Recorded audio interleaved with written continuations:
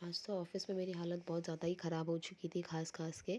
तो मुझे अचानक से याद आया कि भई मेरी मम्मी हमेशा कहा करती थी, अगर तुझे खाँसी आ रही है तो कुछ अदरक और नमक ले ले, जिससे तुझे जल्दी ही रिलीफ़ मिलेगा। तो मैंने आज तक कभी उनकी बात सुनी नहीं।